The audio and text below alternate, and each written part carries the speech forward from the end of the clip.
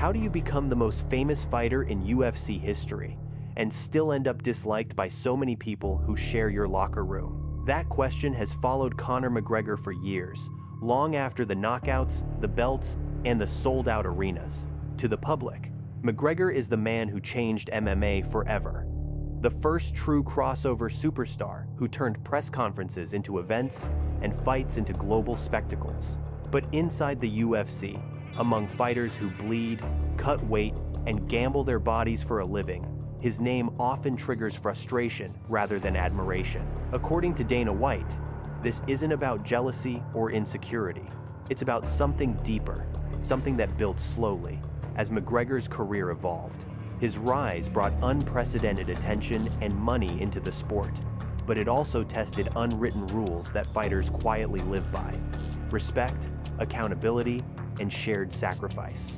Over time, many of his peers began to feel that McGregor wasn't just playing the game better than everyone else, he was playing by a different set of rules altogether. From incidents outside the cage, to personal lines crossed during promotion, to perceptions of special treatment when it came to opportunities and obligations, resentment didn't appear overnight, it accumulated. And while fans often frame the backlash as simple hate, fighters describe it as distrust, disappointment, or outright rejection of what McGregor represents now. In this video, we break down why so many UFC fighters openly dislike Conor McGregor, how those feelings developed over time, and what Dana White's own explanations reveal about the growing divide between the UFC's biggest star and the athletes who have to coexist with his shadow. Before the resentment, before the feuds, before the words "special treatment" started circulating in the locker room, there was something almost everyone agreed on. Conor McGregor earned his rise. When he entered the UFC, he didn't just win fights. He changed the way fighters were allowed to imagine success. His knockouts came fast, his confidence came faster, and his ability to speak turned every appearance into an event. By the time he knocked out Jose Aldo in 13 seconds to win the featherweight title, and later dismantled Eddie Alvarez to become the first two-division champion, McGregor wasn't just winning belts, he was redefining leverage. Fighters watched as predictions turned into headlines. Headlines turned into pay-per-view buys, and pay-per-view buys turned into power. For many, this was inspiring. For others, it was unsettling.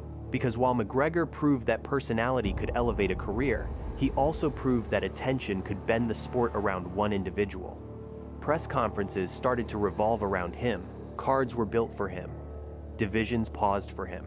Inside the locker room, this created an early split. Some fighters admired the blueprint and tried to copy it. Others believed the blueprint only worked because the UFC allowed it to, and that distinction mattered. Fighters accept hierarchy when it's built on wins, activity, and risk. They struggle with it when it's built on marketability alone. As McGregor's fame exploded, his presence began to distort normal expectations. Title shots appeared quickly. Immediate rematches were granted. Long layoffs didn't always reset his position. None of this was illegal, but legality and fairness are not the same thing in a fighter's mind. Fighters measure respect by shared hardship. They notice who cuts weight, who stays in the testing pool, who fights contenders instead of waiting for perfect moments. As McGregor's outside interests grew, from media appearances to business ventures, some peers began to feel that he was no longer carrying the same burdens they were. Dana White often defended these decisions as business realities, arguing that stars generate revenue that benefits everyone. But from a fighter's perspective, revenue doesn't soften the feeling that the rules apply unevenly. This was the quiet beginning of resentment, long before buses, lawsuits, or deleted tweets. At this stage, the dislike wasn't personal. It was structural. Conor McGregor had become bigger than the system, and once that happens, every advantage looks intentional, every exception looks suspicious, and every win feels less shared. The rise that made him untouchable to fans was the same rise that made him distant to many of his peers, setting the stage for conflicts that would soon turn private frustration into public hostility. If Conor McGregor's rise created quiet tension, April 2018 turned that tension into open hostility. Inside the UFC locker room, respect is not built on words, It is built on an understanding that every fighter's livelihood depends on preparation, timing, and opportunity. That unspoken contract shattered in Brooklyn, outside the Barclays Center, when McGregor's actions spilled beyond promotion and into real consequences for other fighters. The now infamous incident involving the team bus ahead of UFC 223 wasn't viewed by fighters as hype or theatrics. It was seen as reckless behavior that directly affected people who had nothing to do with the feud. Several fighters were injured, multiple bouts were canceled, and months of training disappeared in a single moment. In a sport where most athletes only get a few chances a year to earn money and move forward, that kind of disruption is unforgivable. Dana White publicly condemned the incident, calling it one of the darkest moments in the organization's history. But condemnation did not erase the damage. Fighters talk, and in the days that followed, the conversation inside gyms wasn't about rivalry, it was about trust. Many felt McGregor had crossed a line that separates showmanship from selfishness, choosing chaos over responsibility. What made it worse was not just the incident itself, but what happened after. Despite the seriousness of the situation, McGregor remained central to UFC plans, reinforcing the belief that consequences were negotiable if your name was big enough. For fighters grinding through undercards and short-notice bouts, this confirmed a growing suspicion that the system protected stars first and athletes second. From that point on, McGregor was no longer just controversial. He became a symbol. To some, he symbolized freedom and money. To others, he symbolized a double standard, where fame insulated behavior that would have ended another fighter's career. This shift is critical to understanding why resentment hardened. The locker room didn't turn on McGregor because of trash talk or confidence. It turned because his actions appeared to threaten the basic fairness fighters rely on to survive. Once that perception takes hold, it doesn't fade with time or apologies. It calcifies. And when McGregor later escalated rivalries with personal insults involving family, religion, and identity, many fighters traced their anger back to this moment in Brooklyn when the sport felt secondary to spectacle. From here on, every feud carried extra weight, because it wasn't just about competition anymore. It was about whether Conor McGregor still respected the sport enough to protect the people inside it. For many fighters, resentment toward Conor McGregor stopped being theoretical and became deeply personal the moment his rivalry with Khabib Nurmagomedov crossed into territory the locker room considers sacred. Long before they fought, the tension had already escalated beyond sport. What began as competitive trash talk evolved into insults aimed at family, religion, and personal identity, areas that fighters across cultures largely agree should be off limits. Inside MMA gyms, where backgrounds vary wildly and respect is often the only shared language, those lines matter. By the time UFC 229 arrived on the 6th of October 2018, the bout at T-Mobile Arena in Las Vegas was no longer viewed as just the biggest fight in UFC history. It was seen as a reckoning. Many fighters quietly aligned with Khabib, not because they disliked McGregor's confidence, but because they believed he had violated an unwritten code.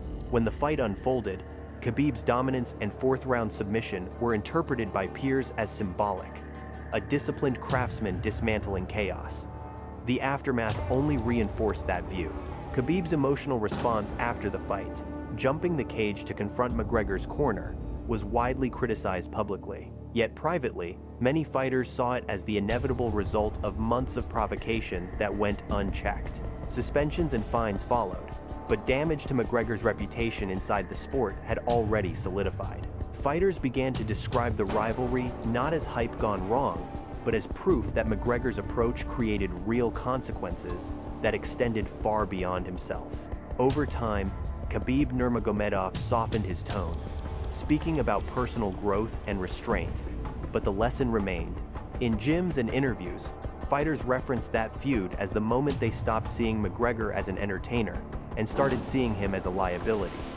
The idea that promotion justified anything lost credibility. For many, UFC 229 became a cultural dividing line. Before it, McGregor was allowed superstar testing boundaries. After it, he was someone who had shown he would cross them without hesitation.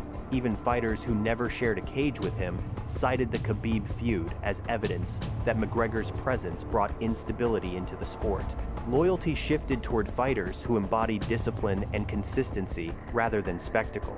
And once that loyalty moves, it rarely returns. The McGregor-Khabib rivalry didn't just settle a championship dispute, it reframed how fighters evaluated character, respect, and legacy. From that point on, every McGregor comeback announcement was measured against a simple question whispered throughout the locker room. Has he changed? Or is this just the same storm returning?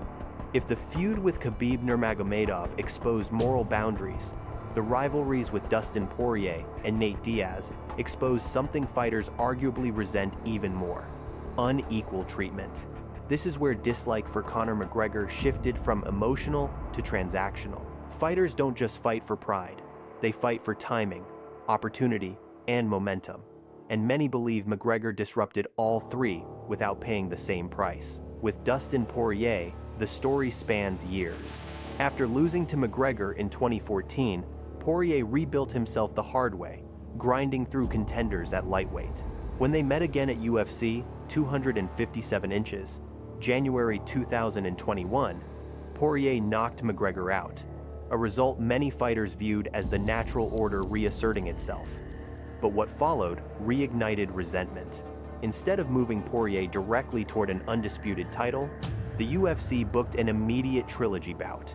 To fans, it was business. To fighters, it was proof that beating McGregor didn't carry the same rewards as beating anyone else. The third fight at UFC 264 inches, July 2021, ended with McGregor's broken leg, but the buildup had already soured perceptions. McGregor's online insults involving Poirier's family crossed another line, and his refusal to accept defeat reinforced the idea that consequences didn't apply evenly. Poirier's post-fight comments about McGregor losing his aura resonated deeply inside the locker room because many fighters felt the same way. The mystique was gone, replaced by exhaustion. Nate Diaz's resentment took a different shape. Diaz shocked the world by submitting McGregor at UFC 196. Yet instead of being elevated into title contention, he watched the promotion rush to give McGregor a rematch. Diaz publicly framed this as favoritism, arguing that the loss was treated as an inconvenience rather than a setback. Even after their grueling 5-round rematch at UFC 202, which McGregor won by narrow decision, Diaz maintained that the spotlight never truly shifted. In his eyes, he was a supporting character in McGregor's story, even when he derailed it.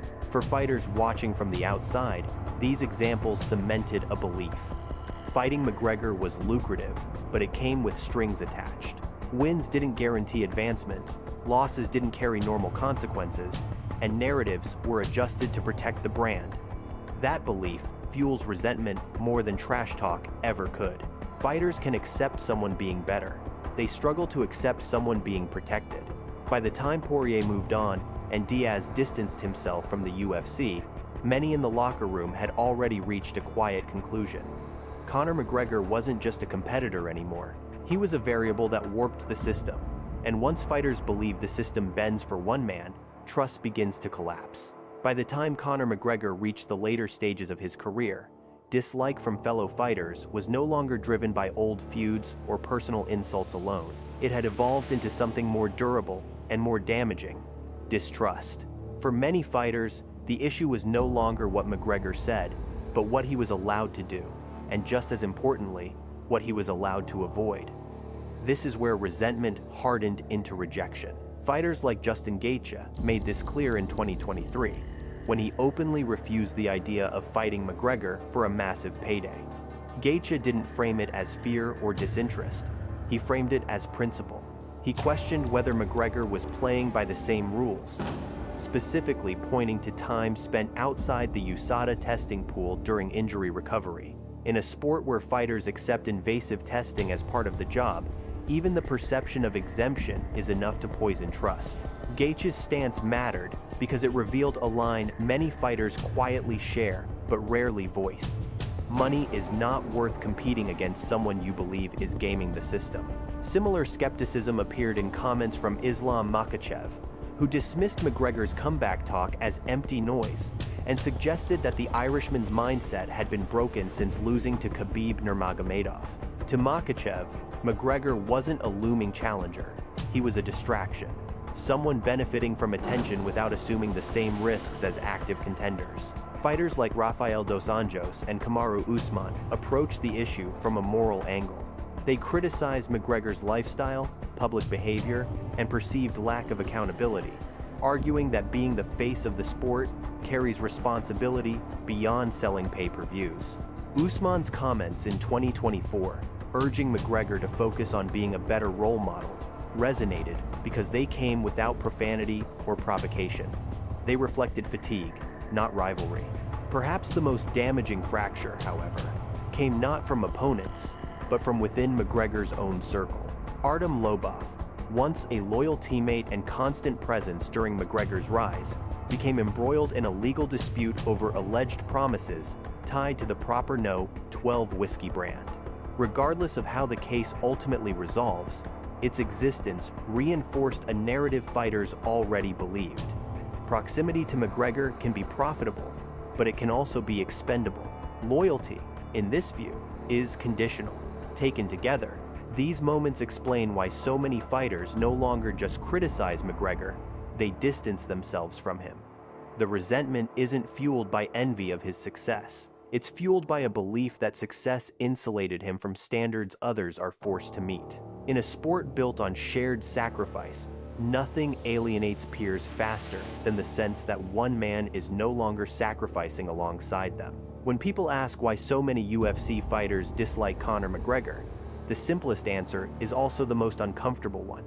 They don't feel like he plays the same game anymore. This isn't about knockouts, losses, or even trash talk. Fighters have always respected confidence, bravado, and self-promotion. What they struggle to respect is the idea that the rules shift depending on who you are. Over time, McGregor's career came to symbolize that shift. Incidents outside the cage damaged trust. Personal lines crossed during promotion alienated peers. Preferential treatment, whether real or perceived, convinced many fighters that merit no longer guaranteed opportunity. And moments involving testing, business disputes, and repeated comeback announcements without action deepened the sense that McGregor existed above the grind that defines most UFC careers. Dana White may defend him as the promotion's biggest draw, and from a business standpoint, that defense makes sense. But the locker room doesn't operate on business logic. It operates on shared hardship, fairness, and accountability. Fighters don't hate McGregor because he succeeded. They resent what his success revealed about the system they work within. To them, he became proof that fame can override consequences, and that realization is difficult to unsee. Whether Conor McGregor ever returns to the octagon or remains a figure on the sidelines, his legacy is already complicated. He will be remembered as a fighter who transformed MMA's global reach, but also as one who fractured trust inside his own profession. The tension surrounding his name isn't fading because it was never about one fight. It was about values, and until those values align again, the divide between McGregor and the UFC locker room is likely to remain, regardless of how many comebacks are announced.